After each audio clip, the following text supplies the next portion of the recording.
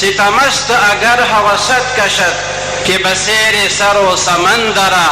تو زغون چکم ندمیدهی در دل گشا بچمن دره. کله انسان سوچ پیدا شي، فکر پیدا شي، خیال راشي چې یاره چېرته یو باغ ته لاړې، یو ګلشن ته لاړې، یو ګلزار ته لاړې او هلته کې ما سیر وکړې، سیاحت مې وکړې او هغه ځای کې ما مزه واخیستې. دا سوچ او فکر د انسان پیدا کیږي. دا خیال راځي چې یاره زه چېرته لاړې او داسې د سکون او د آرام یو څو لمحې زما نصیب شوې. دا خواهش د هر چا پیدا کیږي چې زه دې دا وخت یو داسې ځای کې تېر کړم چې ما ته سکون میلو شي، زما راحت نصیبه شي، مشکلات مې آسان شي، سوچ او فکر مې بدل شي. نو شاعر وایي که ستا خیال راځي، ستا سوچ راځي او فکر دې پیدا کیږي چې باغ ته لاړ شه او ګلزار ته لاړ شه، ګلشن ته لاړ شه او چمن ته لاړ شه، هلته کې سیر وکړه او هلته کې سیاحت وکړه. نو وایي تو زغون چکم ندمیدی، اے سالکا، اے د گلشن او د گلزار طالبا، اے سکون او راحت پسی گرزیدون کیا، تو زغون چکم ندمیدی. ته د غنچې نه کم نه، ته د ګلدستې نه کم نه، ته د باغ او د بهار نه کم نه. در دل کوشه د خپل زړه دا دروازه دې کولاو کا، بچمن دره دې چمن ته خپل رادن نشه. در دل کوشه بچمن دره، ته دا خپل سترګې پټې که، خپل سترګې چې پټې کې او د هغې نه مخکې ته د یو مرشد په لاس کې لاس ورکړی او هغه د مدینې منورې د جانان هغه روحاني کنیکشن، هغه پاور هاوس نه هغه تا ته هغه کرنټ ته ته راشي، هغه رابطه د نبی کریم صلی الله علیه وسلم د خپلو مشایخو په واسطه هغه ستا د لاسو سره ټچ شي، هغه کرنټ تا ته راشي، هغه رابطه، هغه تسلسل، هغه سلسله او شجره ستا نصیب شي. نو بیا به که خیر ستا دا سینه دا به ګلشني، دا به ګلزاري، دې کې به ته د ګلونو سیر کولی شي، دې نه به ته خوشبویي حاصلولی شي. در دل کوشه بچمن دره، ته د خپل زړه دا دروازه دې کولاو که، دې چمن ته رادن نشه، دې کې چې کومه خوشبویي ده هغه خوشبویي ته حاصله که. بر زبان قفل است و در دل رازها، لب خاموش و دل پر از آوازها. بر زبان قفل است، نقشبندیانو ته وګوره وایي شونډې بندې دي، داسې بندې دي ته وایي که چا پې تاله لګولې ده. بر زبان قفل است و در دل رازها، په زړه کې ډېر رازونه پراته دي، د الله الله هغه آوازونه یې په زړه کې راخېږي. لب خاموش و دل پر از آوازها، شونډې یې بندې دي او زړه چې دی نو هغه د آوازونو د الله الله الله د هغې نه د دغه سینه معموره ده او زړه یې د هغه مبارک ذکر په انوارو باندې منور دی. عجیب سی شان سے چلتے ہیں دیوانگان عشق، عجیب سی شان سے چلتے ہیں دیوانگان عشق،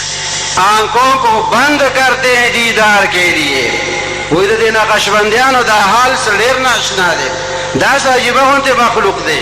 د دوی چال د نورو خلکو نه جدا دی. نور خلک خو چې لیدل کوي نو سترګې ورته غړوي او که ورته ښه نه ښکاري نو چشمې ورته اچوي، لینس ولګوي چې زما د سترګو نظر تیز شي. خو چې نقشبندیان کله وغواړي چې زه ملاقات کوم او زه دیدار کوم او زه د گلشن سیر کوم او نظاره کوم، وی آنکھوں کو بند کرتے ہیں دیدار کے لیے. وی دی د دیدار دپاره خپل سترګې بندې کړي، نو چې سترګې بندې کړي نو دی بیا دیدار کوي، دی هغه آوازونه بیا محسوسوي چې د ده زړه کوم آواز کوي. دې انسان ته الله تعالی چراغونه ورکړي دي، د ده لطیفه قلب چې دی هلته کې چراغ موجود دی، په لطیفه روح باندې هم چراغ دی، په سر دی، په خفي باندې، په اخفا باندې، په نفس باندې او په قالبي باندې. دا ټول د ده په بدن کې الله تعالی چراغونه ایښي دي، خو دغه چراغونو ته لا کرنټ نه دی میلاو، دې ته لا تیلې نه دی ورته کړی شوی. دا چې کله د خپل مرشد هغه روحاني بجلي ده ته رامنتقله شي او دی هغه قلب ته خپل توجه شروع کړي د ده هغه د قلب والا لایټ چې نو هغه آن شي هغه روښانه شي هغه رڼا را شروع کړي بیا چې کله په روح باندې دې ذکر کوي هغه لطیفه روح کې هغه رڼا هغه اثر پیدا شي بیا په سر کې او بیا په خفي کې بیا په اخفا کې بیا په نفسي کې او بیا په قالبي کې دغه چراغونه الله تعالی انسان ته ورکړي خو د دله هغه کرنټ نه دی پاس کړی هغه بجلي ورته نه ده ورکړې چراغونه مړه دي پته ورته نه لګي توره تیاره کمرۍ هلته کې هر شی چې پروتي انسان ته نه ښکاري خو چې دې تیلې ووایي بیټري ولګوي پته ولګي دلته کټ دی هغه دی کوزې دی دلته پکې دی دغه دی کې کولر دی هغه دی جک دی کمره کې چې سي هغه ورته ښکاره شي چې هغه کرنټ او هغه بجلي هغه روحاني هغه چاته راپاس شي نو دته بیا د خپل سینې هغه اسرار چې دا ورته بیا معلوم شي او دغه چې کومې خرابې دي هم ورته معلوم شي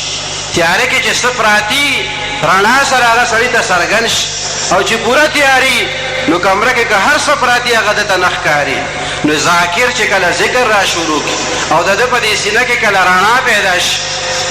د دې رڼا نه پس که بیا د تیارې څه اثرات وي دې په هغې باندې بیا پوهېږي که ده ته اندازه ولګي چې زما دې سینه کې خو د حسد تیاره شته نو دې پوهېږي بیا دې کې ریا شته دی دې پې پوهېږي دې کې تکبر شته دې په ځان باندې بیا پوهېږي چې زما دې سینه کې زما په دې زړه کې د حسد هغه نقص هم شته د ریا هم پکې شته د بغض او د کینې هم پکې شته